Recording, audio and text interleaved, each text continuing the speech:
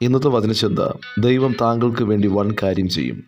വചനം ശ്രവിക്കുന്ന താങ്കളുടെ സങ്കടം കാണുവാൻ, താങ്കളുടെ കണ്ണുനീർ കാണുവാൻ, താങ്കളുടെ ഹൃദയവേദനയെ മനസ്സിലാക്കുവാൻ ആരുമില്ലെന്നോർത്ത് ഭാരപ്പെടേണ്ട.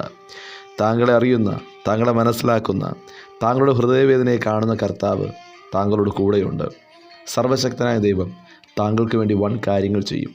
യെശയ്യാപ്രവചന പുസ്തകം 45-ാം അധ്യായം 2-ാം തിരുവചനം ഇപ്രകാരം വായിക്കുന്നു: ഞാൻ നിനക്ക് മുമ്പായി ചെന്ന് ദുർഘടങ്ങളെ നിരപ്പാക്കുകയും താമ്രവാതിലുകളെ തകർത്ത് ഇരുമ്പോടാമ്പലുകളെ ഖണ്ഡിച്ച് കളയുകയും ചെയ്യും. വചനം ശ്രവിക്കുന്ന സഹോദര സഹോദരി, ദൈവം നട്ടതിനെ ദൈവം വളർത്തും. ഏത് പ്രതികൂലത്തിലും ദൈവം നട്ടത് ഫലം കായ്ച്ചുകൊണ്ടേയിരിക്കും. യെശയ്യാപ്രവചന പുസ്തകം 40-ാം അധ്യായം 31-ാം തിരുവചനം ഇപ്രകാരം വായിക്കുന്നു: യഹോവയെ കാത്തിരിക്കുന്നവർ ശക്തിയെ പുതുക്കും. അവർ കഴുകന്മാരെ പോലെ ചിറകടിച്ചു കയറും. അവർ തളർന്നു പോകാതെ ഓടുകയും ക്ഷീണിച്ചു പോകാതെ നടക്കുകയും ചെയ്യും. വചനം ശ്രവിക്കുന്ന താങ്കൾ ദൈവസന്നിധിയിൽ പ്രാർത്ഥിച്ച വിഷയത്തിന് മറുപടി കഴിയുന്നതുവരെ കാത്തിരിക്കണം. കാരണം പ്രാർത്ഥിക്കുന്നവൻ പരാജയപ്പെടുകയില്ല. പ്രാർത്ഥിക്കുന്നവൻ്റെ ജയം ആർക്കും അപഹരിക്കുവാൻ കഴിയുകയുമില്ല. കാരണം പ്രാർത്ഥന ശത്രുവിനെതിരെയുള്ള ഒരു ആയുധമാണ്. 18-ാം സങ്കീർത്തന പുസ്തകം 30-ാം തിരുവചനം പ്രകാരം വായിക്കുന്നു: ദൈവത്തിൻ്റെ വഴി തികവുള്ളത്, യഹോവയുടെ വചനം ഊതിക്കഴിച്ചത്. തന്നെ ശരണമാക്കുന്ന ഏവർക്കും യഹോവ പരിചയമാകുന്നു. ആരെല്ലാം താങ്കളെ താഴ്ത്തുവാൻ നോക്കിയാലും അവരുടെ കണ്ണിൻ്റെ മുമ്പിൽ തന്നെ സർവശക്തനായ ദൈവം താങ്കളെ മാനിച്ചുയർത്തും. അപ്പോസ്തലനായ പൗലോസ് റോമർക്ക് ലേഖനം എഴുതുമ്പോൾ 8-ാം അധ്യായം 28-ാം തിരുവചനത്തിൽ ഇപ്രകാരം വിളിച്ചു പറഞ്ഞു: എന്നാൽ ദൈവത്തെ സ്നേഹിക്കുന്നവർക്ക്, നിർണയപ്രകാരം വിളിക്കപ്പെട്ടവർക്ക് തന്നെ സകലവും നന്മയ്ക്കായി കൂടെ വ്യാപരിക്കുന്നുവെന്ന്.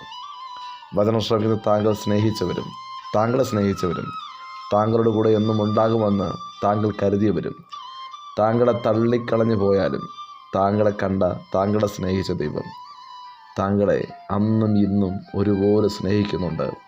അന്നും ഇന്നും താങ്കളുടെ കൂടെ കർത്താവുണ്ട്.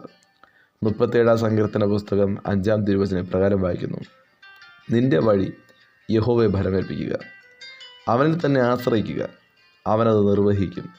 അവൻ നിന്റെ നീതിയെ പ്രഭാതം പോലെയും നിന്റെ ന്യായത്തെ മധ്യാഹ്നം പോലെയും പ്രകാശിപ്പിക്കും.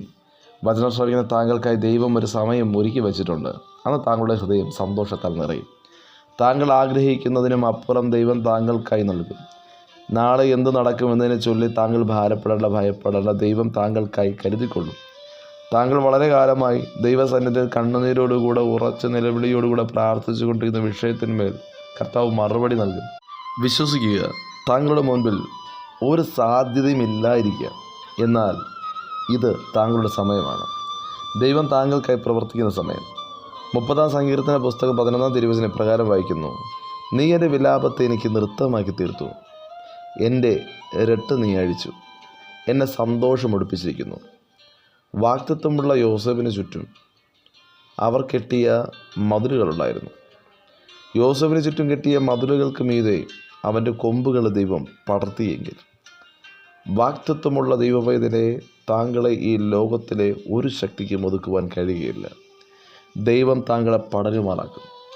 55-ാം സങ്കീർത്തന പുസ്തകം 22-ാം വചനം പ്രകാരം വായിക്കുന്നു: നിന്റെ ഭാരം യഹോവയിൽ വച്ചുകൊള്ളുക, അവനിൽ തന്നെ ആശ്രയിക്കുക, അവൻ നിന്നെ പുലർത്തും. നീതിമാൻ കുലുങ്ങിപ്പോകുവാൻ ഒരു നാൾ സമ്മതിക്കുകയില്ല. ദൈവസന്നിധിയിൽ ഉറച്ചു നിൽക്കുക. വചനം ശ്രവിക്കുന്ന താങ്കൾക്ക് വേണ്ടി ദൈവം ചില പുതുവഴികളെ തുറക്കുവാനിടയാകും.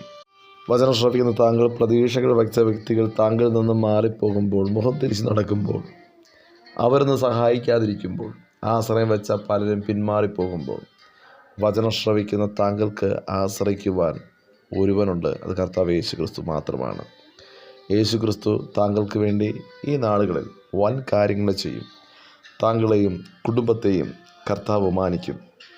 ദൈവത്തിന് താങ്കളുടെ മേൽ ഒരു പദ്ധതിയുണ്ട്. യെശയ്യാപ്രവചന പുസ്തകം 44-ാം അധ്യായം 3-ാം തിരുവചനം പ്രകാരം വായിക്കുന്നു: ദാഹിച്ചിരിക്കുന്നിടത്ത് ഞാൻ വെള്ളവും വരണ്ട നിലത്ത് നീരൊഴുക്കുകളും പകരും. നിന്റെ സന്തതിമേൽ എൻ്റെ ആത്മാവിനെയും നിന്റെ സന്താനത്തിന്മേൽ എൻ്റെ അനുഗ്രഹത്തെയും പകരുമെന്ന്. വചനം ശ്രവിക്കുന്ന പ്രിയ ദൈവജനമേ, ദൈവത്തിൻ്റെ ദയ, ദൈവത്തിൻ്റെ സ്നേഹം, ദൈവത്തിൻ്റെ കരുണ അത് ഒരിക്കലും തീർന്നു പോകത്തില്ല. തലമുറയോളം കർത്താവ് പകരുവാനിടയാകും.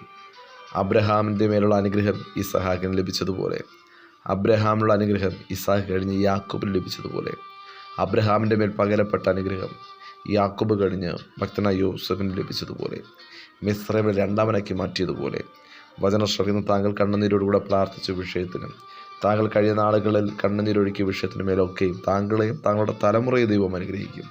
ആകയാൽ സകല വിഷയങ്ങളും ദൈവകരങ്ങളിൽ ഫലമേൽപ്പിച്ച് ദൈവം വൻ കാര്യങ്ങൾ ചെയ്യുമെന്ന് ഉറച്ചു വിശ്വസിച്ച് വിശ്വാസ ജീവിതത്തിൽ സന്തോഷത്തോടായിരിക്കാൻ, ആത്മാവസത്തിൽ ആരാധിപ്പാൻ വചനം ശ്രവിക്കുന്ന ഏവർക്കും കർത്താവ് കൃപയും അധികാരം നൽകുമാറാകട്ടെ. God bless you. ആമേൻ.